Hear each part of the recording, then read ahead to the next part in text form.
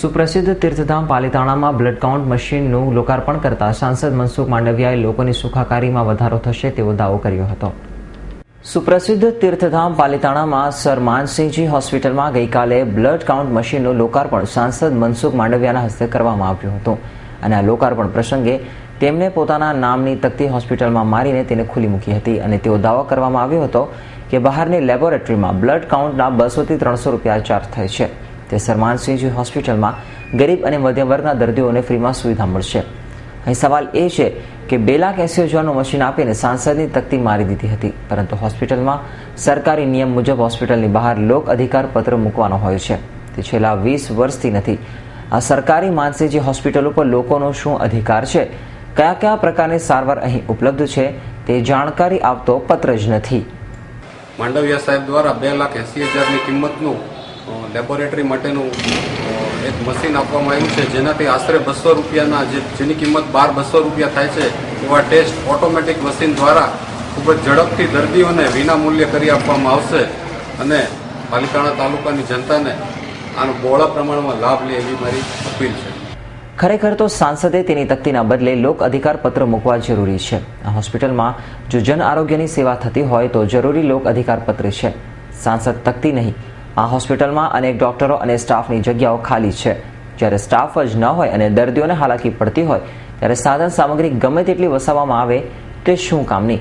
માત્ર એક blood count machine આપીને પોતાની અને સરકારની વાહવાહ કરવાનું સાંસદ ચૂક્યા ન હતા, તે એક અફસોસની બાબત છે। પાલિતાણા માનસિંહજી હોસ્પિટલમાં આજે બ્લડ કાઉન્ટ એનાલિસિસ મશીન જે મારી ગ્રાન્ટમાંથી આપવામાં આવ્યું છે, આનું લોકાર્પણ કરવામાં આવ્યું છે। આ બ્લડ કાઉન્ટ એનાલિસિસ મશીનથી સામાન્ય અને ગરીબ જનતા, સામાન્ય અને ગરીબ પેશન્ટ એની સુવિધામાં વધારો થવાનો છે। સામાન્યતઃ 150 થી 200 રૂપિયા આ પ્રકારના બ્લડ એનાલિસિસના પ્રાઇવેટ લેબોરેટરીની અંદર ખર્ચ થતો હોય છે, પરંતુ આ સુવિધાથી આપણી માનસિંહજી હોસ્પિટલની અંદર ગરીબ પરિવારની સગવડતા સુખાકારીમાં વધારો થશે અને એમને વિના મૂલ્યે આ પ્રકારની સુવિધાઓ પ્રાપ્ત થશે। 56 બેડ ધરાવતી પાલિતાણાની સર માનસિંહજી હોસ્પિટલ A ગ્રેડની હોસ્પિટલ છે।